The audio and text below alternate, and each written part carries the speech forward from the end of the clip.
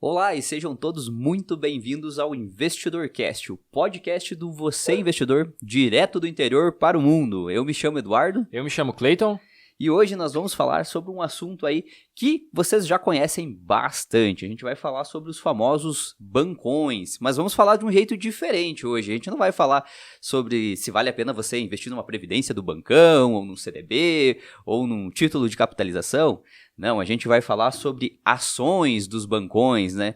E se você é novo, tá chegando agora, tá perdido, o que é bancão, né? Explica pra eles, Cleiton, o que é um bancão, que a gente sempre fala aqui, que é um jargão que a gente trouxe pro mercado. O famoso banco tradicional, né? Aquele à moda antiga, Exato. gerentão com gravata e tal, né? Que você precisa sentar, assinar várias folhas, enfim, aquele, como a gente fala, banco tradicional. Pessoal, os bancos tradicionais, e principalmente como nós vamos falar de ações, são os bancos que tem as ações listadas na bolsa e seguem esse perfil mais tradicional de ter agência na avenida, né, com funcionários, Exato. caixa eletrônico e tal. Basicamente, nós vamos falar então do Banco do Brasil, do Santander, do Bradesco e do Itaú, né? Esses são os principais bancos tradicionais. Lógico que na Bolsa de Valores existem outros bancos, como por exemplo o Banco BTG, Banco Inter, Banco Pan, mas eles têm o próprio Banco BMG, mas eles têm uma estratégia diferente, porque esses bancos não são de agência, eles já são bancos de investimento, bancos digitais, eles têm uma abordagem diferente da abordagem de um banco tradicional. Como nós falamos, o banco tradicional é aquilo que você sempre imaginou que o teu avô e tua avó tinham o dinheiro na poupança, que falava em dinheiro, preciso ir falar com o gerente do meu banco para ver se ele me arruma um dinheiro e tal, e tem toda aquela abordagem. E aí, basicamente, né, Eduardo, por que então que veio essa ideia desse podcast? Porque nós estamos vendo que o mundo está ficando digital. Se o mundo está ficando digital, teoricamente ele vai ser dos bancos digitais. Mas e aí, será que todos esses bancos que tiveram tradicionais, que tiveram lucros bilionários durante décadas, podemos falar assim, ou lucros gigantes durante décadas e nos últimos anos vem tendo lucros bilionários, será que eles vão deixar então de valer a pena só porque agora o mundo vai ser digital? Então é isso que nós vamos abordar, né? Se ainda vale a pena investir nos bancões. Exatamente, porque a gente sempre fala, né, saia do bancão, né, saia, quando a gente fala em investimentos conservadores e outros tipos de investimentos, a gente sempre fala, né, que continuar num bancão é uma armadilha, mas você se tornar sócio de um bancão pode ser um bom negócio, né.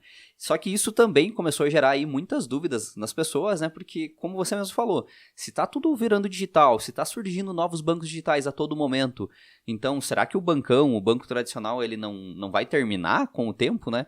E é aí que a gente tem uma surpresa, né? Como você mesmo falou, nos últimos anos foram bilhões de lucros, né? E bem ao meio do que aconteceu agora aqui nessa fase ruim que a gente passou aí desse vírus, né? O que aconteceu? Nós tivemos o maior recorde de lucro da história, né? Os bancos, eles chegaram a ter lucros na casa dos 23 bilhões de reais, né, Cleiton? Isso, detalhe, no segundo trimestre de 2021, não é nem no ano, né? Ou seja, foram 23 bilhões de reais nos 3 meses, né, desse segundo trimestre. Então, mostra que isso não é de um banco só, são desses 4 bancos que nós comentamos. Banco do Brasil, Santander, Itaú e Bradesco. Somatório, né? A somatória desses 4 bancos, lembra, tem bem mais bancos, né? Tem Caixa Econômica, tem outros bancos, né? Mas desses 4 bancos que estão na Bolsa, eles tiveram 23 bilhões em 3 meses. E, cara, em 3 meses é muito dinheiro, né? E aí até você pergunta, quem paga esse lucro, né? Quem paga é quem está usando o banco, né? Não tem. O gerente está lá ganhando o salário dele e tal, então alguém está pagando. E esse alguém é você que usa esses bancos. De alguma forma, alguém está pagando, né? Seja nos empréstimos e tal. Mas é esse ponto, né? No momento tão difícil que a gente passou, todo mundo sabe que várias empresas deixaram de lucrar, né? Tiveram grandes dificuldades. E aí os bancões, em 3 meses, lucram mais de 23 bilhões, né? Então isso mostra como eles são muito sólidos, mas é o que nós vamos abordar, né? Nós estamos falando um prazo maior. Será que ainda vai valer a pena manter os investimentos nesses caras aí? Exato, né? É que a gente tem que ver que nós temos que olhar pelo lado da onde vem esse lucro, né? Porque as pessoas ainda estão olhando agora só para essa parte, vai virar digital, né? Vai digitalizar, os outros bancos estão crescendo, os digitais, mas a gente tem que olhar como foi até o início que a gente falou aqui do podcast, o que vem lá de trás, né? Das crenças da nossa família, né? Das famílias do povo brasileiro, né? Que o dinheiro dele sempre vai estar no banco, né? Preciso de dinheiro. ele vai lá procurar um empréstimo com o gerente do banco tradicional dele, né? Os nossos pais, os nossos avós, e muitos brasileiros ainda são assim, né? Toda hora que ele sofre um aperto, o que ele acontece? Como as pessoas, na maioria das vezes, elas não têm uma organização financeira, que elas não têm uma reserva financeira, elas recorrem a essas instituições para pegar dinheiro, né? E como que é esse pegar dinheiro? É emprestar, né? E a gente sabe que quando você pega empréstimo de um banco, o juro é muito maior de quando você tenta fazer algum investimento ali para ter algum rendimento, né? Então é aquilo que a gente fala, né? O juro contra e o juro a favor. E quando o juro é contra, meu amigo, né? Ele não é pouca coisa. E o banco, ele vai te explorar, né? Ele vai te explorar porque você tá precisando. E ele vai dizer, tá aqui, né? É só você assinar teu nome aqui, comprovar que que essa parcela cabe no seu bolso e tá tudo certo, né? Eu vou te dar esse empréstimo aqui parcelado em 60, 70 vezes, né? Então é mais ou menos assim que acontece pro banco lucrar, né? Exato. Até um ponto, quando a gente fala também, só complementando, de ações, né? É uma coisa que vem mudando muito a cabeça das pessoas, é que todo mundo não tem medo de ser cliente do banco, né? Ou seja, pagar a tarifa de banca, tarifa do banco, pagar a anuidade do cartão de crédito, fazer um empréstimo sabendo que vai pagar juro, financiar um carro sabendo que vai pagar juro, mas todo mundo se sente confortável e se sente seguro em estar sendo cliente de um banco. Mesmo que você tenha dinheiro e guarde esse dinheiro, por exemplo, na poupança ou em qualquer tipo de investimento de um banco tradicional, não, tá lá, é seguro. O banco tem agência na minha cidade, é um banco grande, tem no Brasil inteiro, dá a sensação de segurança. E aquele ponto, né? Algumas pessoas pensam, tá, e se eu tiro meu dinheiro para me tornar sócio do banco, investir naquele mesmo banco que eu sou cliente, mas sendo sócio, comprando ações dele, ganhando parte dos lucros dele, será que isso é arriscado? E daí algumas pessoas se contradizem nisso, né? Ela confia de deixar o dinheiro dela guardadinho no banco, mas não confia de pegar uma partezinha daquele dinheiro e se tornar sócio do banco. E isso é uma coisa que vem mudando muito, porque as pessoas já perceberam que sim, vale a pena ter esse pensamento de sócio de longo prazo. Mas nós temos que entender alguns riscos. Até isso que eu quero entrar no segundo tópico, por quê? Se falando em riscos, nós temos que entender que alguns bancos são privados, né? Por exemplo, se falando do Bradesco, Itaú e o próprio Santander, eles são privados. Os funcionários não têm estabilidade nenhuma. O funcionário está lá, ele tem uma meta para bater e corre atrás. Se não bater, ele é um funcionário ineficiente, ele vai ser tudo substituído. E dessa forma o banco se mantém com funcionários altamente motivados a produzir, a vender, a financiar, a vender capitalização, previdência, seguros, entre outras coisas. Ele bate muito nisso porque o funcionário sabe, cara, eu preciso dar número para o banco, porque se eu não dar número, eu tô fora. Quando nós caímos para os bancos públicos ou mistos, isso muda, né? Porque o funcionário tem a famosa estabilidade. E a gente sabe, né, pessoal? Estabilidade é sinônimo de produtividade, certo? A pessoa vive numa zona de conforto e todo mundo sabe, quem depende de qualquer serviço público, que depende da boa vontade do funcionário, vamos falar a verdade, quantas vezes você já provavelmente não passou raiva em alguma instituição, não estou só falando em banco, estou falando em qualquer lugar de você depender de alguém que tinha essa estabilidade, que a tua reclamação não colocava ela em risco, que ela não produzia nada, não mudava nada, porque o salário dela ia estar garantido. É aquela história, a gente não pode generalizar, mas 80% é assim. Exato, tem uma fatia que se dedica, se esforça e tal, mas a gente sabe que essa fatia que está dentro e se esforça, sabe que grande parte não tem o mesmo pensamento, é minoria, né? Exato. Que leva realmente como profissão a sério, com uma ideia, além de trás de funcionário, uma ideia social, né? Mas bora lá, então, se falando dos bancos, um banco que está na Bolsa é o Banco do Brasil, que é um banco misto. E com certeza dele é o banco mais arriscado exatamente por isso, porque os funcionários têm um certo comodismo, e o segundo é que o banco tem como um segundo plano uma ideia social, né? Vai que dá um problema aí na agricultura. Qual que vai ser o corredor para oferecer crédito barato para o produtor rural e tal? Banco do Brasil, que daí automaticamente o governo cria uma linha quase sem taxa de juro, vai usar os recursos do banco e tal para direcionar para uma área que não vai dar lucro para o banco. Logo, se você é sócio, vai diminuir a lucratividade do banco, coisa que nos privados eles não têm isso. Então é só esse ponto, não sei se quer complementar algo nisso, que na nossa visão, então, você tem que tomar cuidado na gestão, né? E se tem o governo no meio, normalmente tem estabilidade, cabides de emprego, pessoas indicadas politicamente, e isso pode gerar uma certa dificuldade nos ganhos da empresa, né? Na estratégia. Exato, a gente pode ver que o Banco do Brasil ele é um banco bem que divide, né? Ele é meio social e meio capital, né? Então, se o governo precisar agradar, né, agradar as pessoas, agradar principalmente os agricultores, né? Que é um banco que atua bastante nessa área, ele vai reduzir aí taxas de financiamentos, taxas, tributos, né, do banco. Para quê? Para agradar o povo, né? Para ficar de bem, né? E isso o que vai fazer, o que vai acontecer, vai fazer com que a lucratividade dessa instituição, ela baixe, né? Ela literalmente ela não dê mais o mesmo resultado que ela estava dando. Então, por isso que na perspectiva, quando você vai fazer investimentos, principalmente em ações, visando o longo prazo, né? E é muito isso que os investidores, principalmente os investidores de grande capital analisam, é o crescimento de uma instituição a longo prazo. E aí, como é que você vai analisar para investir em algo que tende a crescer no longo prazo, sendo que o governo pode estar a qualquer momento interferindo nisso, né? Não é a mesma coisa que comparar com um tradicional privado, né? Que eles estão o tempo inteiro se reinventando ali para conseguir cada vez mais gerar lucro. Exato, né? Tem alguém que a qualquer momento vai olhar um lado 100% social e esquecer da lucratividade da empresa. Então, se falando como sócio, você não gostaria de ser sócio de uma empresa que o governo vem e a qualquer momento pode dar uma fatiada, né, na tua margem de lucro, né, com certeza. Algo que nós podemos perceber, né, Eduardo, também, eu quero trazer esse tópico agora, se você entrar numa agência, todas dos bancos tradicionais são muito parecidas, né? Então você vai entrar, vai ter lá várias cadeiras de espera, você vai ter um caixa que movimenta dinheiro, né, mais isoladinho, você vai ter gerentes atendendo o público em geral, você vai ter gerentes alta renda, né, atendendo quem tem mais dinheiro, aquele cliente mais elitizado, gerentes pessoa jurídica, meio que os seguranças lá, a porta giratória e tal. Você vai ver meio que uma padronização dos tradicionais. E lógico, uma padronização nos serviços também, financiamento de carro, financiamento de casa, cartão de crédito, crédito pessoal, e enfim, aqueles movimentos do dia a dia que todo mundo sabe. E todos eles oferecem, o que um oferece um produto, outro oferece outro, né? Então até eles têm essa corrida, né? Os bancos privados querem lançar um produto antes do outro, né? E já os tradicionais são mais engessadinhos. Os públicos, né? Sim. Ou mistos, eles são mais engessados, coisa que os privados eles tentam sempre estar se reinventando para trazer isso. Mas no mais, eles são bancos iguais. Então, eu digo iguais no sentido que se você fosse há 5, 10 anos atrás, as agências seriam muito parecidas e a abordagem dentro de uma agência é muito parecida. Mas nós percebemos que, podemos falar assim, no backstage, né? Onde as câmeras não filmam, onde os seus olhos não enxergam, você vê que todos eles correm para o mesmo carrinho, para o mesmo caminho, numa corrida muito, muito rápida que eles estão correndo para tentar se preparar para o futuro, né? Dá para ver assim, é como se fosse um poço de petróleo. Eles ainda estão naquele poço já antigo, muito lucrativo, só que eles já estão pensando, em algum momento vai parar de sair petróleo disso aqui. Eu preciso mudar. Eu preciso já ter outros poços de petróleo em vista para a hora que esse aqui der problema ou diminuir a lucratividade, eu pulo para outro. E eu gostaria que você abordasse e explicasse para o pessoal qual que é essa estratégia que normalmente os olhos das pessoas, né, não enxergam de quem não está tão envolvido no mercado financeiro e que todos estão nessa mesma linha. Certo. E exato, né? Tem dois pontos aí, né? Mas o principal deles que está acontecendo e ninguém até percebe, né? Poucas pessoas percebem, é a aquisição, né? As aquisições de novas instituições. Tá, mas aquisição de novas instituições, como assim?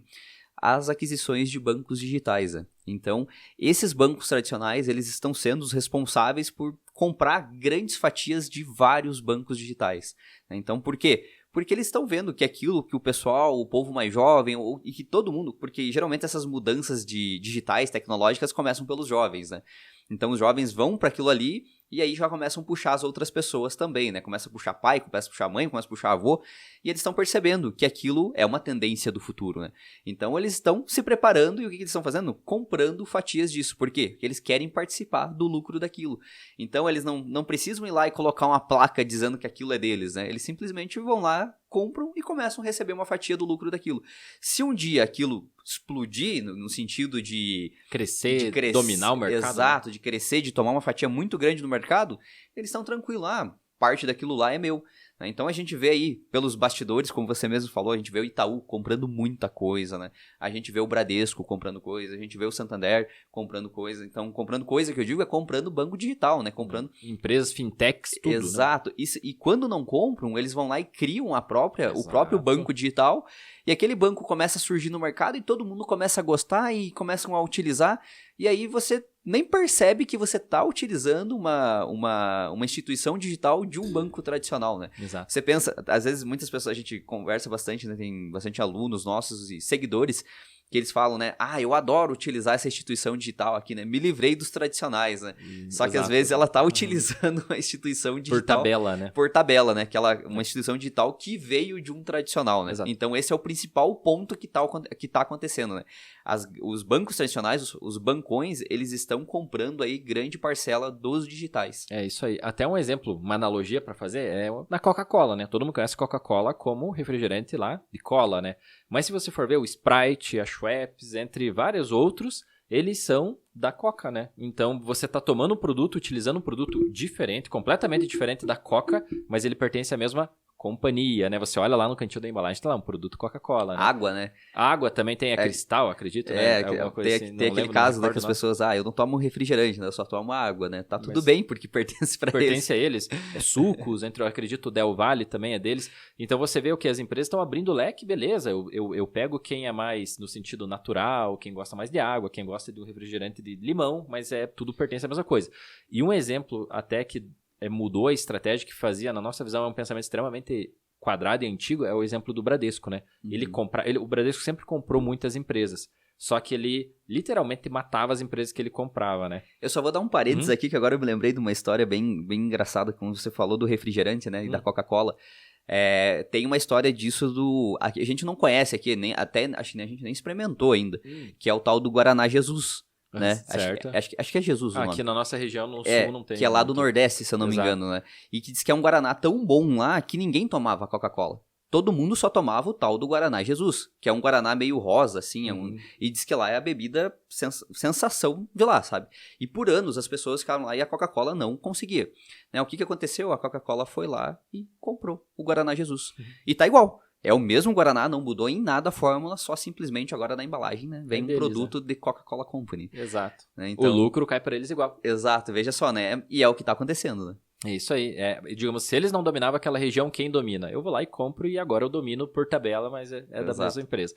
Então, voltando do Bradesco, ele sempre comprou várias empresas, só que sempre ele tirava a placa daquela empresa que ele comprou e colocava Bradesco, né? Um exemplo muito comum hoje que nós vemos é a corretora Ágora, né? Ele comprou há muitos anos atrás a corretora Ágora, era a maior corretora privada do país. Maior que a XP, né? Maior que a XP na época. E o que o Bradesco fez? Matou a Ágora, colocou corretora Bradesco, né? E matou, que era a maior corretora do Brasil. Resultado, a XP, que era pequenininha, veio vindo. Quando viu, cara, tá gigantesca, o Itaú pagou uma bagatela, né, pela empresa. E aí o Bradesco agora, para concorrer com a XP, o que ele tá fazendo? Tá tentando ressuscitar a Ágora. Ele percebeu que não adianta ele tentar colocar a corretora Bradesco, ninguém quer. Só que quem que se lembra da Ágora agora? Ele matou, ou seja, depois de 10 anos ele está querendo ressuscitar algo que era maior do Brasil. Então veja o tamanho do erro estratégico que eles tomaram, né? Deixasse ela continuar correndo como corretora independente, eles seriam donos dela na totalidade. Então, esse é um exemplo como mudou. Foi o Bradesco é o banco mais atrasado, mas ele está mudando. Ele está deixando de querer ser o dono e colocar a placa de tudo e entendeu a estratégia dos outros bancos, principalmente ensinadas pelo Itaú, né? Que o Itaú é fera nesse sentido de comprar e deixar as empresas correrem com outro nome. Exato. Existe tem a Itaúsa, né? Que é uma holding, né? Que investe em outras empresas. Só que se a gente parar para analisar o portfólio do Itaú, o Itaú tem mais empresas que a Itaúsa, que é a holding. É gigantesco. Né? Exato. O Itaú compra muita coisa, né? E as pessoas não veem isso, né? Porque tem que analisar os dados do banco, né? Mas é algo, tipo, surpreendente, assim, o tanto de aquisições que o banco faz, né? E agora nós podemos ir também para o segundo critério, para onde os bancos estão indo, né? Que esse acho que até acredito que as pessoas já estejam percebendo, né, Cleiton? Elas estão vendo esse movimento aí, porque quem hoje já não chegou numa agência e a pessoa, o atendente que está lá fora, né, falou assim, viu, você consegue resolver isso pelo aplicativo. Né? Pelo caixa eletrônico. Pelo caixa eletrônico e não deixou você entrar, né? Então até vou pedir para você comentar um pouco mais a respeito disso. Total. O seguinte, os bancos até já estão adotando estratégias de oferecerem linhas de crédito mais baratas no aplicativo ou no caixa eletrônico, que seriam as redes de autoatendimento. O próprio nome diz autoatendimento. Você se serve sozinho, né? Você faz tudo sozinho. Qual que é o lucro do banco de você, pelo aplicativo ou pelo caixa eletrônico, fazer tudo? Não tem assinatura, não tem folha, não tem contrato, isso não gera um estoque para o banco, não gera conferência de assinatura, risco de ser alguém fraudando assinatura, identidade, entre outras coisas, frente a frente com o gerente. Significa que a pessoa que fez no caixa eletrônico no aplicativo tinha todos os dados para ter acesso àquela estação ali, aquele ponto de atendimento do banco, teria uma senha e isentou o banco da responsabilidade, né? Porque, não, a Qualquer pessoa, erro, ela assinou, né? ela assinou Ela digitalmente, ela leu digitalmente, ela fez no caixa eletrônico com a senha, com a biometria, saiu um extratozinho do empréstimo ali sem precisar assinar nada e pronto, fez na rede Diminui de alta processos contra o banco. Total, exato. Então o banco começou a gerar, como isso traz redução, menos funcionário para você estar dentro da agência, funcionário é caro, menos espaço dentro da agência, menos fila, o banco começou a dar um incentivo. Exemplo, você vai fazer um crédito pessoal, 9% a taxa de juros dentro da empresa, 8,5% no caixa eletrônico no aplicativo. Você pode até entrar dentro da agência, querer falar com o gerente para fazer um empréstimo, ele vai falar, posso fazer. Mas você pode fazer no aplicativo, 8,5% e se eu fizer aqui, né, no computador é 9%. Eu te ajudo a fazer aqui agora, é rapidinho. Você vai negar? O gerente está ajudando a fazer pelo aplicativo? Você fala, não, pode ser, eu tô no benefício. Aí o gerente vai lá, faz o que você mesmo poderia fazer, ensina você, faz aquele processo. Veja que pelo aplicativo não é impresso uma folha, só informado via e-mail e tal, mas não tem custo nenhum, reduz os custos do banco. E negócio fechado, dinheiro na conta. Na próxima vez você já sabe que pode fazer pelo aplicativo. Então os bancos já estão literalmente direcionando o fluxo pro digital, né? Seja diretamente ou indiretamente, ele está dando já benefícios, facilidades, ele está ensinando os funcionários a facilitarem para você, mas para você ir pro digital, mesmo através do tradicional, mas digital, né? Exato, porque veja só, o Banco Inter, o tanto que cresceu nesses últimos anos, C6 Bank, Nubank, né? Nubank número de clientes, acho que ele é maior que o Bradesco já, né? Não, Ou tá chegando ele perto, né? Ele passou o Santander, Passou né? Ele o Santander. Tá em quinto. Isso. Não é o Bradesco, então é o Isso. Santander que ele passou. Então, vê só o tamanho disso e não tem agência, não tem uma pessoa. Pô, se funciona lá para 40 milhões de usuários, por que não vai funcionar para os outros bancos, né? Exato. Por que eles vão ficar com 4 mil agências, né? O Bradesco e o Itaú juntos, eles devem ter umas 8 mil agências. Né? Então é muita coisa. Isso que eles vêm fechando bastante, né? Vêm fechando uma média, eu acho, de umas 500 por ano, né? É bastante que eles vêm fechando. É bastante. E eles vêm transformando agências em pontos de atendimento. Aquela questão, uma agência grande e tal, se transforma só num pontinho lá com um funcionário. Exato, né? A gente estava até conversando em off sobre isso, né? Que é uma coisa que vai mudar, porque não precisa ter tanta gente, mas por que vai ter 5 caixas com 5 funcionários trabalhando? Vai ter um gerente para abrir conta, vai ter um gerente para fazer empréstimo, vai ter um gerente para fazer consórcio, vai ter um gerente para cuidar de alguma coisa, né? Que hoje em dia os bancos são isso, né?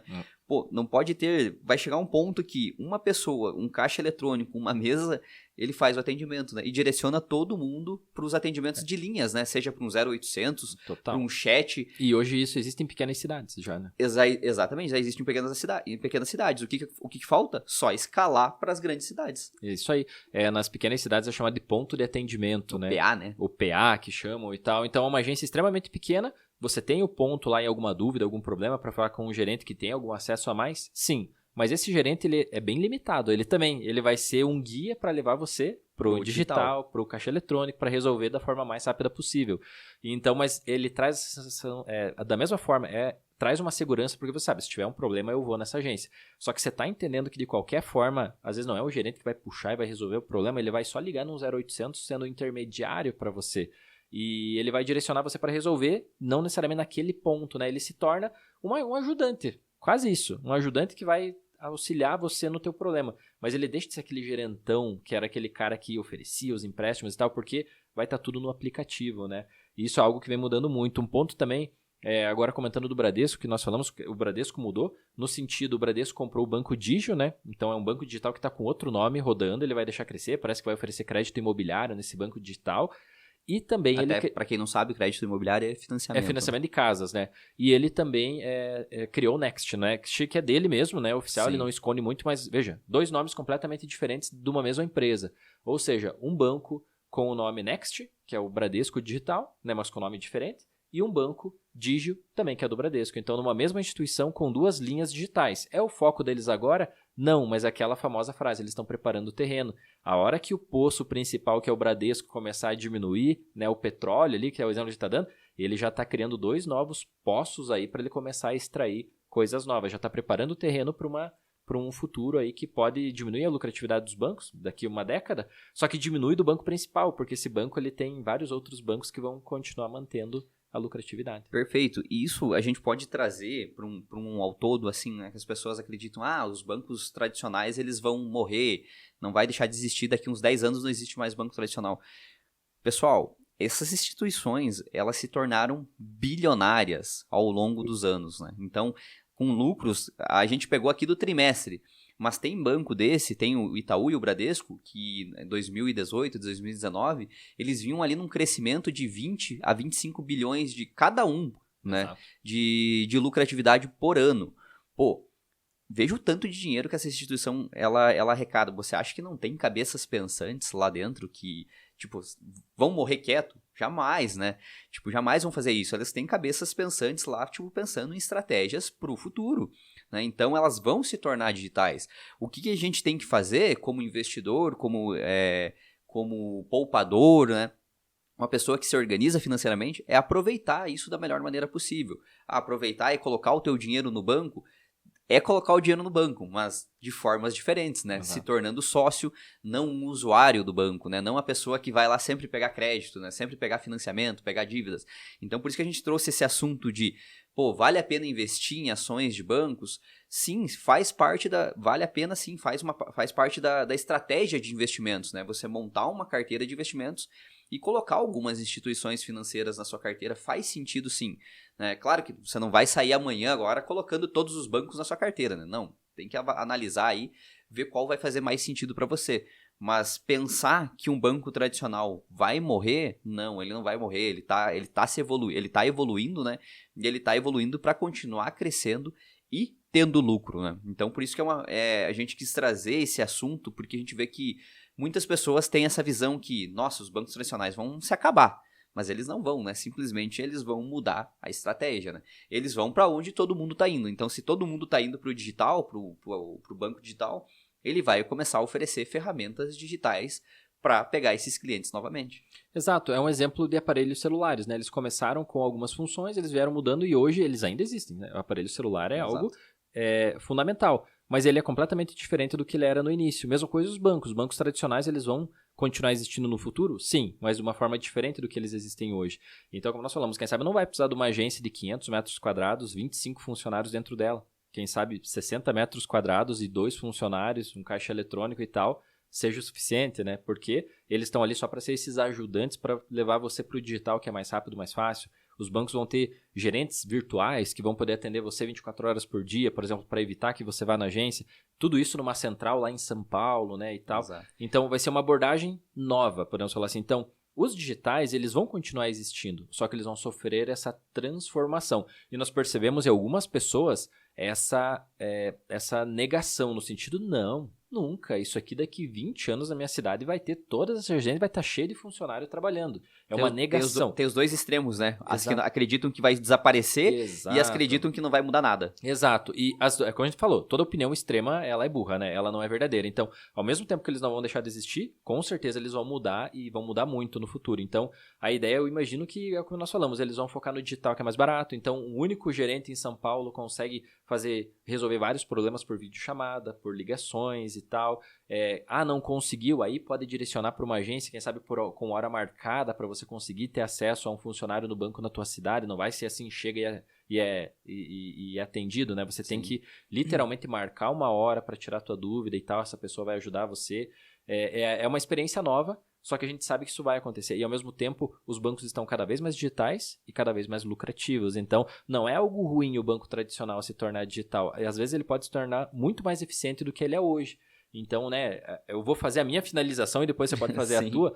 Mas, cara, eu acredito que é isso. Sim, os bancos vão mudar, eles vão reduzir custos de forma digital, eles vão adquirir várias outras empresas, ou seja, eles vão se tornar uma empresa bem diversificada e de vários ramos, seja empresas de cashback, eu estou dando vários exemplos aqui, seja empresas fintechs de organização financeira e tal, eles vão comprar várias vertentes, além de oferecer tudo que eles oferecem de forma digital. Então, na minha opinião, eles ainda continuam sendo ótimas empresas. Quanto mais lucro elas tiverem, melhor, mais dividendos vão pagar.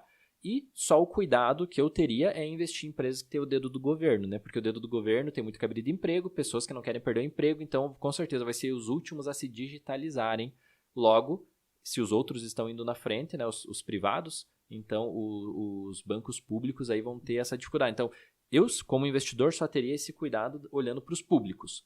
Mas nos privados eu tenho uma total certeza que eles vão continuar tendo uma vida longa aí, só que diferentes, de forma digital. Até um ponto que eu gostaria de ressaltar do que você falou é a respeito disso, de comprar várias instituições e oferecer novas modalidades, né? A gente vê bem forte isso, tanto do cashback, como você citou, como também de criar linhas de produtos, né? Para as pessoas comprarem produtos de eletrodomésticos, de coisas... Virar um shopping dentro do aplicativo shopping do dentro do banco, né? Tipo, é uma coisa que está se tornando bem comum os bancos fazerem essa integração, né? A gente vê isso mais forte nos digitais, né? Exato. Ainda pouco nos tradicionais, mas é algo que com certeza também tende a evoluir. Então, se você deixar aqui o meu conselho, vale a pena ainda investir em ações de banco? Vale com certeza. Claro, não vale a pena você ouvir isso aqui e amanhã vai lá e coloca todo o teu dinheiro em uma ação de um banco, né? centraliza lá. Não, né? Não é bem assim que funciona. Mas vale você estudar o setor, né? Vale você estudar o setor para colocar ele na sua carteira de investimentos. Isso vale sim. Muito boa a tua ressalva, né? Cuidado com essas empresas que ainda têm a parte do dedo do governo, porque se a gente olhar na Bolsa de Valores, parece que elas são as mais baratas, né? Só que é aquele negócio, né? Risco-retorno. Exato. Às vezes ela parece que está te dando um bom retorno, só que o risco é grande. Exato. E aí, se você cair no risco... E aquele negócio, algo que é bom, você aceita pagar mais caro, né? Se do governo tudo tá mais barato, é porque ninguém quer pagar mais caro, né? Exato, tem alguma coisa errada aí, né? Então fica aí essa nossa conclusão, né? Vale a pena, sim, ainda investir em ações de bancos, porque com certeza são instituições que estão mudando e que vão continuar crescendo, independente do tamanho que ainda estão hoje. É isso aí. E comenta, você que está vendo aqui no YouTube, deixa nos comentários o que você achou de mais esse nosso episódio do InvestidorCast. Você que está acompanhando aí no Spotify, muito bacana ter você nos ouvindo aqui. E é isso, galera. Nos vemos na próxima semana com mais um assunto e esse foi o podcast sobre bancos tradicionais. Vão continuar existindo, então, nessa meia hora que nós passamos com vocês, nós trouxemos vários tópicos e deu para dar uma noção aí do que é a nossa expectativa, né, se falando para o futuro. Lembrando, isso não é indicação de compra, nada. O Eduardo falou muito bem, cuidado para você não concentrar, mas ter uma pitadinha da carteira é um setor bem tradicional, bem bacana. E é isso, galera. Show de bola, até a próxima. Isso aí. Não deixe de nos seguir nas nossas redes sociais. Instagram, @você.investidor e no YouTube, Você Investidor. Até mais.